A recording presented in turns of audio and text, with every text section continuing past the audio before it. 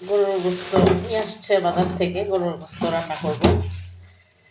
গোস্তটা fresh একদম, ভালোই মনে হচ্ছে, ভালোই হবে।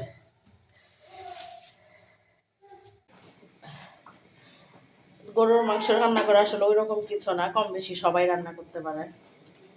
আমি আজকে একটু অন্যরকম করে রান্না করব।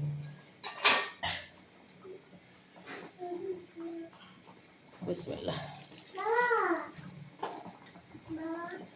পেঁয়াজ দিলাম,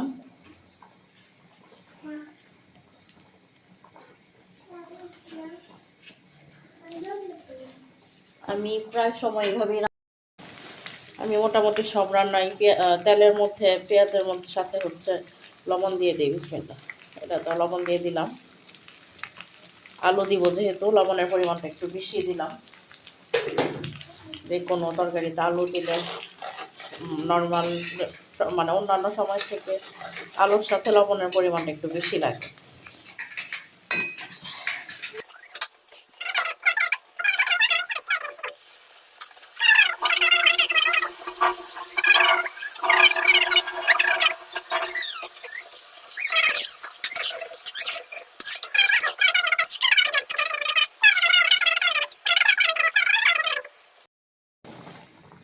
ওই তেলের উপরে পেঁয়াজের উপরে গরুর গোস্ত দেওয়ার পরে এভাবে বলক উঠলে আমি এখানে হলুদের গুঁড়ো দিয়ে দিব। বিসমিল্লাহ।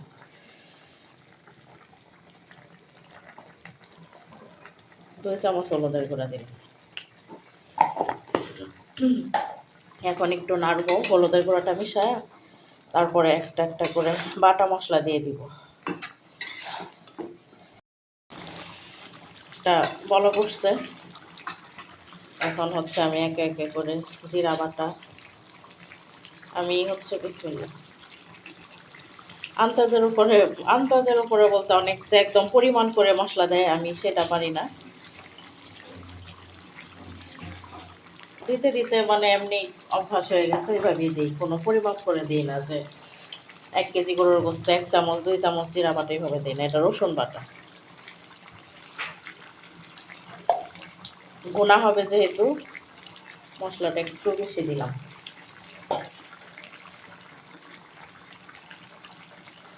আদা বাটা,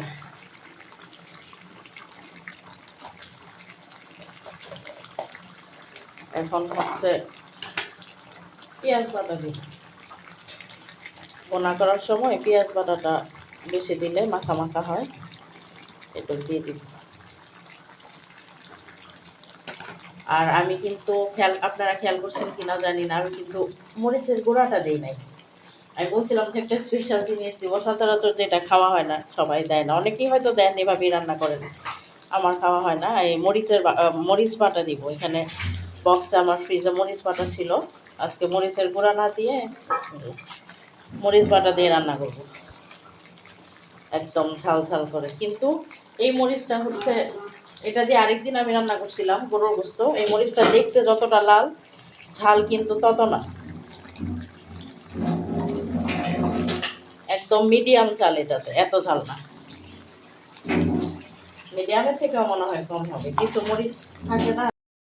মাংসটা বলক আসছে, এখন হচ্ছে আমি এখানে 4টা এলাচ একটু ফাটায় নিছি মাঝখান দিয়ে। বিসমিল্লাহ। 4টা এলাচ দিব, আর দারচিনি এগুলো দিলে হবে। দারচিনি আমি বললাম না, আমি একদম আন্দাজের উপরে মশলা দিই। এইখানে পরে আমি টক দই দিছি, দুই চামচের মতো টক দই দিছি, আর হচ্ছে অল্প একটু ধনিয়ার গুঁড়া দিছি। এটা মাংসের পানিটা শুকায় গেছে, তেল উপরে আসছে। এখন আমি এই চুলায় গরম পানি দিছি, গরম পানিটা দিব মাংস সেদ্ধ হওয়ার জন্য। তারপরে হচ্ছে আলু দিব,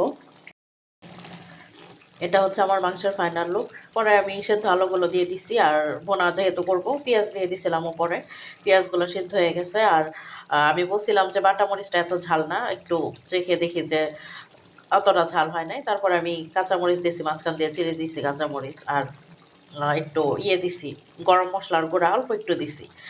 এখন আমি চুলা বন্ধ করে দিব, মাংস রান্না শেষ। জানি না কার কার ভাল লাগছে, হয়তো অনেকের ভাল লাগে নাই আমি যেভাবে রান্না করছি। ভাল লাগুক খারাপ লাগুক যাই লাগুক আপনারা অবশ্যই কমেন্টস করবেন। আর যদি ভাল লাগে থাকে এভাবে রান্না করে দেখবেন, ইনশাল্লাহ মানে খেতে মজা লাগবে। আমার যতটুকু মনে হয়, আমার কাছে ভাল লাগে এভাবে।